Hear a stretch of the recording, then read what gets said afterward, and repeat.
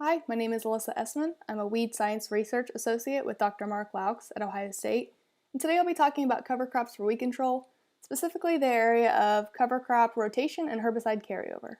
In general, cover crops are planted for a number of reasons. Many times growers get into cover crops for the purposes of soil health, as cover crops can help protect soil against the elements, and particularly the extreme weather events that have been increasing in recent years. Cover crops can reduce nutrient losses following cash crops, build organic matter levels in the soil, increase infiltration of water into the soil profile, and most notably for our work and a lot of what I'll be covering in this series is the suppression of weeds provided by cover crops. When selecting a cover crop species, it's important to know what herbicides have been applied in the previous growing seasons to that field, as the carryover potential depends on what herbicides we use and will impact what cover crop species can be grown in subsequent seasons. Different species have different sensitivities to the herbicides that are commonly used in corn and soybean production. Like any application, it's very important to read the herbicide label and also note that rainfall and application timing can play a role in herbicide carryover. These are large sources of variation from year to year and can affect levels of sensitivity in cover crops. There are some great studies out of Missouri that highlight the different sensitivities and illustrate the most vulnerable species and potentially damaging herbicides. In general, these studies found that tillage radish was commonly the most sensitive cover crop species to the greatest number of herbicides. This was followed by Austrian winter pea, and then crimson clover, which was roughly equal to annual ryegrass in sensitivity. These were both more sensitive than winter wheat or oats, and they found that hairy vetch and cereal rye were the species least affected by herbicide carryover. Soybean herbicides that tended to be most injurious were formesafen, pyroxasulfone, imazethapyr, acetochlor, and sulfentrazone. The corn herbicides were tropramazone, mesotrione, clopyralid, isoxaflutol, pyroxasulfone, and nicosulfuron. To give some visuals of these effects, here are some of the pictures of the post-soybean herbicides carryover on tillage radish. As you can see, the Flexstar, Prefix, and Pursuit caused some pretty severe damage to the radish, and there was little to no growth. Tillage radish is one of the more expensive species, so it's something to be aware of if there's going to be time, money, and labor put into cover cropping to make sure you achieve your cover crop goals. Here we see the effects of carryover on cereal rye, and you can note some instances of reduced stand and biomass, but it appears to be much more resilient than tillage radish to this group of herbicides. Now I'll cover some of the more specific potential herbicide impacts on cover crop species. This will give some information on what herbicides might be used if you plan to put specific cover crop species into the system in the fall, or what cover crops might be the best options based on what herbicides have been applied previously. 2,4-D is generally safe before cover crops, but it's important to apply at least 30 days before sensitive broadleaves. Nicosulfuron is safe to use prior to cereal grains and ryegrass, but can impact the establishment of small-seeded legumes, mustards, and sorghum.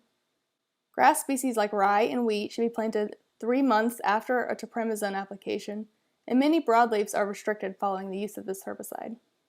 Atrazine is generally safe before sorghum species, but potentially injurious to some of the more popular cover crop species in Ohio, including cereals, ryegrass, legumes, and mustard. Isoxaflutol is also damaging to this group of cover crop species, but is generally safe on fall cereal grains. Mesotrione is safe on all grasses, but has the potential to injure small-seeded legumes and mustards. Timbotrione and thiocarbazone are safe to use before wheat, triticale, and rye, but generally not safe before small-seeded mustards and legumes. Dicamba is safe before all crops, but has the potential to cause some damage at high rates or less than 120 days after application. Isoxaflutol is safe before wheat, triticale, and rye, but it has some potential to injure small-seeded mustards, legumes, and sorghum. Metallochlor is safe before almost anything other than annual ryegrass and other small-seeded grasses. Glyphosate can be used before all cover crops without the risk of carryover injury. The same can be said for paraquat. Difensulfuron has no restrictions for use before wheat, barley, or oats, and any species are safe to use after 45 days. Most cover crop species should be fine after acetochlor, but food or feed residues might be an area of concern. Timbotrione is safe for cereal grains after 4 months, but the effects are unknown before other species. It's important to note that small-seeded mustards and legumes could be a problem.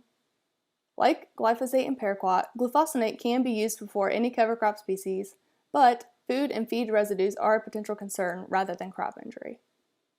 Metribuzin can be used before cereal grains and ryegrass, but it does pose a slight risk for small-seeded legumes and mustards.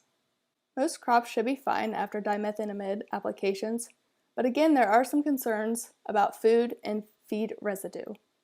Grains and grasses are generally safe after prosulfuron and halosulfuron after 2 months, but small-seeded legumes and mustards may be injured. Pendimethalin and flumetzylim are generally safe before cereal grains, but they have the potential to damage small-seeded legumes and annual ryegrasses. Rimsulfuron has a short half-life and should be okay to use before fall planted cover crops without the risk of injury. Saflufenicil is considered safe before all cover crop species without the risk of injury to cover crops. Simazine is safe before sorghum species, but cereals, ryegrass, legumes, and mustards might be injured. Clopyralid is generally safe before grass cover crops, but potentially injurious before small-seeded legumes. Pyroxasulfone should be considered safe before most cover crop species, but again, food and feed residue is a potential concern. Gozalifop is considered safe before most broadleaves. It has the potential to injure all grasses if applied less than 120 days before planting or at high rates.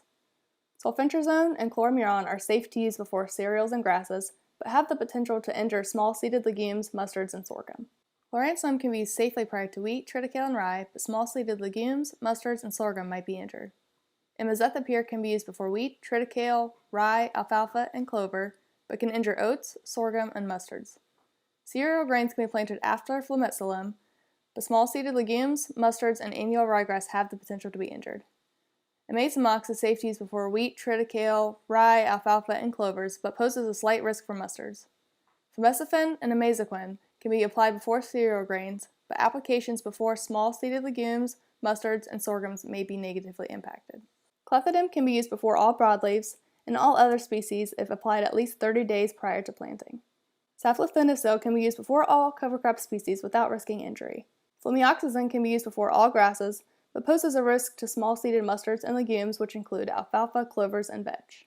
In general, residual herbicides with grass activity tend to interfere with the establishment of grass cover crops, and groups 2, 5, 14, and 27 are the most likely to interfere with establishment of broadleaf cover crop species. Some great resources for more information on cover crops for weed control and information on herbicides, I suggest looking into the 2020 Weed Control Guide, the Ohio Agronomy Guide, and especially the Managing Cover Crops Profitably publication out of SARE. These resources have more information on different cover crop species, rotation, and herbicide carryover. If you have questions about managing cover crops for the purposes of weed control, feel free to email Dr. Laux or myself and visit our webpage. We can also be reached through our social media accounts on Twitter or Facebook, and I encourage you to visit our YouTube page for all sorts of great weed science content.